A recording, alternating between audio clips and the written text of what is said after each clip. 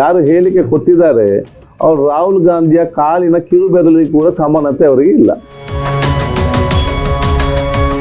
ಪ್ರತಿಯೊಂದು ಸಂದರ್ಭದಲ್ಲಿ ಧ್ವಂಸ ಇವರ DNA ಎಲ್ಲ ಕೂಡ ತಾಲಿಬಾನ್ DNA ಅಂತ ಕಾಣ್ತದೆ. ಇಲ್ಲ, ಟೆಸ್ಟ್ ಮಾಡಬೇಕು. ಧ್ವಂಸ ಮಾಡ್ತೇವೆ ರಾಹುಲ್ ಗಾಂಧಿಯನ್ನು ಹೇಳಿಕೆ ಗಾಂಧಿ ಕುಟುಂಬವನ್ನು ಈ ದೇಶದಿಂದ ಬೇರ್ಪಡಿಸಲಿಕ್ಕೆ ಯಾರಿಂದಲೂ ಕೂಡ ಸಾಧ್ಯವಿಲ್ಲ. ಇಂಥ ಜನಪ್ರತಿನಿಧಿಗಳ ಹೇಳಿಕೆ ಕರಾವಳಿ ಜಿಲ್ಲೆಯ ಸಂಸ್ಕೃತಿ ಮತ್ತು ಪರಂಪರೆ ಗೌರವಕ್ಕೆ ಒಂದು ಕಪ್ಪು ಚುಕ್ಕೆ. ಬಿಜೆಪಿ ಶಾಸಕ ಯಶ್ಪಾಲ್ ಸುವರ್ಣ ಅವರು ರಾಹುಲ್ ಗಾಂಧಿ ಕುರಿತು ನೀಡಿದ ಹೇಳಿಕೆಗೆ ಆರೋಗ್ಯ ಸಚಿವ ಯುಟಿ ಖಾದರ್ ತೀವ್ರ ಆಕ್ಷೇಪ ವ್ಯಕ್ತಪಡಿಸಿದ್ದಾರೆ. ಮಂಗಳೂರಿನಲ್ಲಿ ಜುಲೈ 30ರ ಗುರುವಾರ ಸುದ್ದಿಗಾರರೊಂದಿಗೆ ಮಾತನಾಡಿದ ಅವರು, ಇಂತಹ ಹೇಳಿಕೆಗಳು ಕರಾವಳಿಯ ಜನಪ್ರತಿನಿಧಿಗಳ ಗೌರವಕ್ಕೆ ಧಕ್ಕೆ ತರುತ್ತದೆ. ರಾಹುಲ್ ಗಾಂಧಿಯ ಕಿರುಬೆರಳಿಗೂ ಇವರು ಸಮಾನರಲ್ಲ. ಈ ರೀತಿಯ ಹೇಳಿಕೆಗಳನ್ನ ಕರಾವಳಿಯ ಜನರು ಮಾತ್ರವಲ್ಲ, ಅವರ ಮನೆಯವರು ಒಪ್ಪುವುದಿಲ್ಲ ಎಂದು ಆಕ್ರೋಶ ವ್ಯಕ್ತಪಡಿಸಿದರು. ಆ ಹೇಳಿಕೆಗೆ ಅದಕ್ಕೆ ಉತ್ತರ ಕೊಡದೆ ಅದೊಂದು ನಾಲಾಯಕ ಒಂದು ಹೇಳಿಕೆ. ಅದಕ್ಕೆ ಆಕ್ಚುಲಿ ಇಂಪಾರ್ಟೆನ್ಸ್ ಕೊಡ್ಲಿಕ್ಕೇನೆ ಇಲ್ಲ.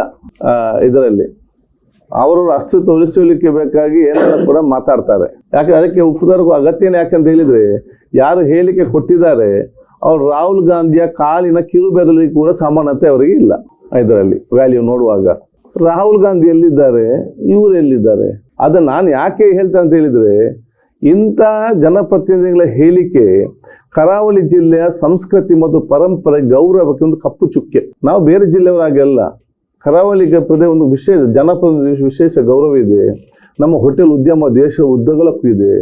ನಮ್ಮಲ್ಲಿ ಸಂಸ್ಕೃತ ಕಾರ್ಯಕ್ರಮ ನಾವು ಇಡೀ ವಿಶ್ವಕ್ಕೆ ನಾವು ಇವತ್ತು ಸಂಸ್ಕೃತ ಕೊಟ್ಟವರು ತುಳುನಾಡಿನವರು ಅಂತ ಹೇಳಿದರೆ ಅದು ಒಂದು ದೊಡ್ಡ ಮಟ್ಟದ ಗೌರವ ಇದೆ. ನಮ್ಮ ಒಂದು ಹಿಂದಿನ ಎಲ್ಲ MLA ಎಲ್ಲ ಪಕ್ಷದವರು ಕೂಡ ಆ ಒಂದು ಗೌರವ ಉಳಿಸಿಕೊಂಡು ಬಂದಿದ್ದಾರೆ. ಅವರ ಗೌರವವನ್ನು ಉಳಿಸಿಕೊಂಡು ಹೋಗಬೇಕಲ್ಲ. ಈ ರೀತಿಯ ಹೇಳಿಕೆ ಕೂಡ ಮುಖಾಂತರ ಇಡೀ ನಮ್ಮ ಕಪ್ಪು ಚುಕ್ಕೆ ಒಂದು. ಎರಡನೇದು, ಈ ಹೇಳಿಕೆಯನ್ನು ಯಾರು ಕೂಡ ಒಪ್ಪುದಿಲ್ಲ. ಯಾರು ಹೇಳಿಕೆ ಕೊಟ್ಟಿದ್ದಾರೆ ಅವನ ಮನೆಯವರು ಒಪ್ತಾರ, ಮಕ್ಕಳು ಒಪ್ತಾರ ನೋಡು ಅವ್ರ ಹೇಳಿಕೆ. ಯಾರು ಕೂಡ ಒಪ್ಪಲಿಕ್ಕೆ ಸಾಧ್ಯ ಇಲ್ಲ ಇದರಲ್ಲಿ. ಮತ್ತೆ ಧ್ವಂಸ ಮಾಡ್ತೇವೆ, ಅದು ಮಾಡ್ತೇವೆ. ರಾಹುಲ್ ಗಾಂಧಿಯನ್ನು ಹೇಳಿಕೆ ಗಾಂಧಿ ಕುಟುಂಬವನ್ನು ಈ ದೇಶದಿಂದ ಬೇರ್ಪಡಿಸಲಿಕ್ಕೆ ಯಾರಿಂದಲೂ ಕೂಡ ಸಾಧ್ಯವಿಲ್ಲ. ಯಾರಿಂದಲೂ. ಯಾಕೆ? ಉತ್ತರ ಭಾರತದಲ್ಲಿ ಶಾಂತಿ ನೆಲೆಬೇಕಂತ ಹೇಳಿಕೊಂಡು ಇಂದಿರಾ ಗಾಂಧಿ ಅವರ ಗುಂಡಿಗೆ ಬಲಿಯಾಗಿ ಅವರ ರಕ್ತ ಉಂಟಲ್ಲ ಉತ್ತರ ಭಾರತದ ನೆಲದಲ್ಲಿ ಮಣ್ಣಿನಲ್ಲಿದೆ. ದಕ್ಷಿಣ ಭಾರತದಲ್ಲಿ ಶಾಂತಿ ನೆಲೆಸಬೇಕಂತ ಹೇಳಿಕೊಂಡು ರಾಜೀವ್ ಗಾಂಧಿ ಅವರ ರಕ್ತ ಇವತ್ತು ಸೌತ್ ಇಂಡಿಯಾದಲ್ಲಿ ಇವತ್ತು ನೆಲದ ಮಣ್ಣಿನಲ್ಲಿದೆ. ಗಾಂಧಿ ಕುಟುಂಬದ ರಕ್ತವೇ ಮಣ್ಣಿನಲ್ಲಿ ಬೆರೆತಾಗ ಯಾರಿಗೂ ದೂರ ಮಾಡಲಿಕ್ಕೆ ಸಾಧ್ಯವಿಲ್ಲ.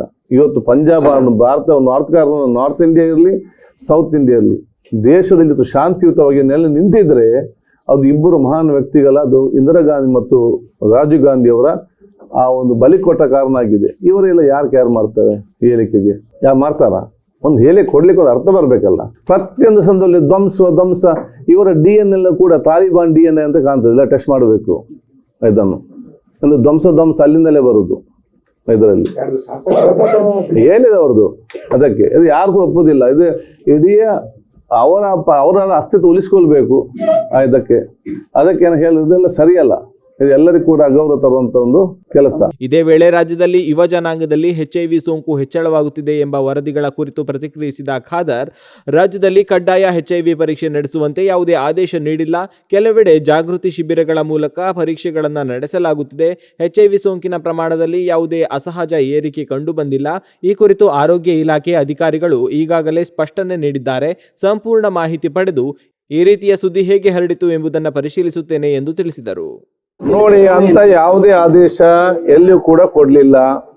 ಮತ್ತು ಯಾವುದೇ HIV ಸಂಬಂಧಪಟ್ಟ ಹಾಗೆ ಕಡ್ಡಾಯವಾಗಿ ಟೆಸ್ಟ್ ಮಾಡ್ಲಿಕ್ಕೆ ಯಾರಿಂದ ಕೂಡ ಸಾಧ್ಯನೂ ಇಲ್ಲ. ಇದು ಇಂಟಗ್ರೇಟೆಡ್ ಆಗಿ ಒಂದು ಮೇನ್ ಅವೇರ್ನೆಸ್ ಕೊಡುವಂಥದ್ದು ಇದರಲ್ಲಿ.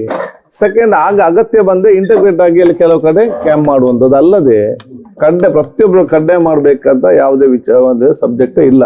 ಅದು ಯಾವ ರೀತಿಯ ಮಾಹಿತಿ ತಮಗೆ ಬಂದಿದೆ ಮೀರಿ ನನಗೆ ಕೂಡ ಗೊತ್ತಿಲ್ಲ ಇದರಲ್ಲಿ.